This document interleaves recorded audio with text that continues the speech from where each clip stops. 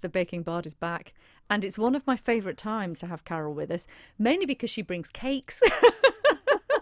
The amazing poetry as well. But what have you brought us today, Carol? Lemon cupcakes, I believe, today. Yeah. Oh, I can't wait to get some of those. They look beautiful. And it's a very kind thing to do, bringing cupcakes, which actually leads us rather nicely into something we're going to talk about today, because there is a poem that you were saying you have been bringing out quite often since you wrote it a few years ago, because it has a particular message. Tell us about this poem, Carol. Yes, unfortunately, it has got a nice message, but I wrote it a few years ago in response to a terror attack, and unfortunately, since then, I've had to bring this poem out a few times since, because we seem to have had a few more as well. And it was one of the winning poems in the Poetry Trail last year, so it's actually in one of the, I think it was W.H. Smith's in Douglas. They had it displayed on a big A2 poster. And yeah, I get a lot of good response from it, because I think people, I truly believe that there's many, many good people in this world and very few bad people. But it has got a wonderful message, and some people might think, oh, it's a little bit, utopia, that, Carol. But it's how I'd like the world to be, and I think how many people would like the world to be. And my solution is the kindness revolution. There's a dark and deadly terror that's spreading round the planet, alarming tales of hate and fear, and acts that seem satanic. Reporting in the media fuels panic and hysteria, spreading round the globe like some transmittable bacteria.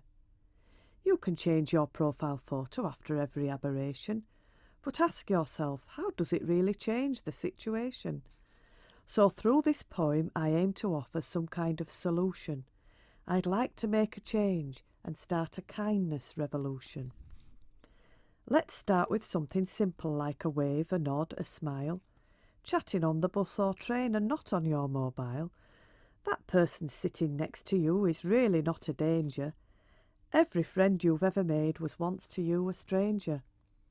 Hindu, Sikh or atheist, Muslim, Christian or Jew. These are all your neighbours and they're just the same as you.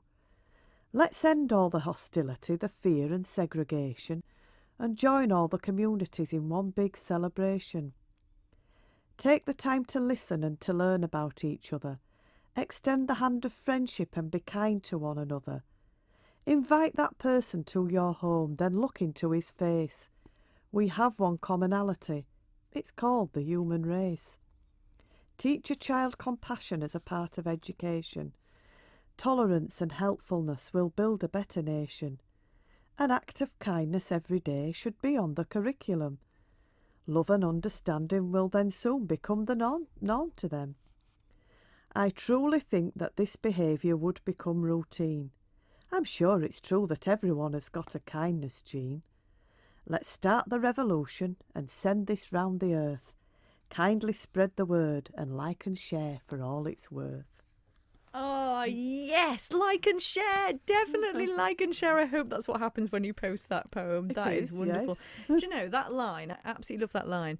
Every friend you've made was once a stranger, that line. That is so true. We need to remember that, it's just a matter of making an effort and getting to know someone. So important, isn't it?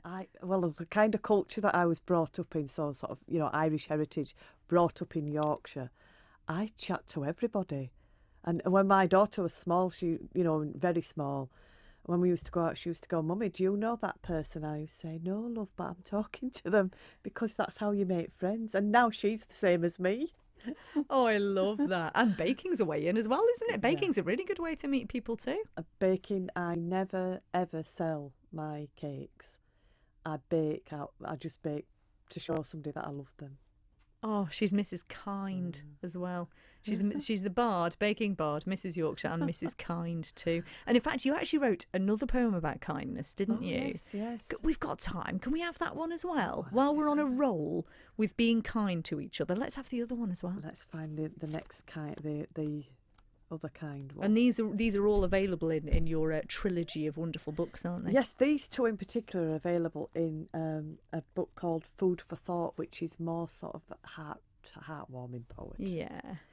So this one is just simply called Be Kind. See the good in others and find goodness in your heart. Don't allow maliciousness to tear your soul apart.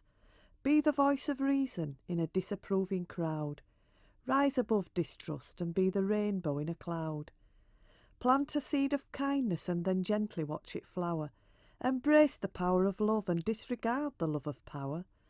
Set aside your pain and have the courage to forgive. It doesn't matter what you have, it matters what you give. Compassion is a frame of mind that everyone can learn. Show mankind goodwill, expecting nothing in return. Judging other people will define just who you are. Choose your words with kindness, leave a mark and not a scar. So in this world of building walls, let's build a bridge instead, and walk across to free the world of anguish, fear and dread. Making peace with others serves to give us peace of mind. Be gentle and be tolerant. Above all, just be kind.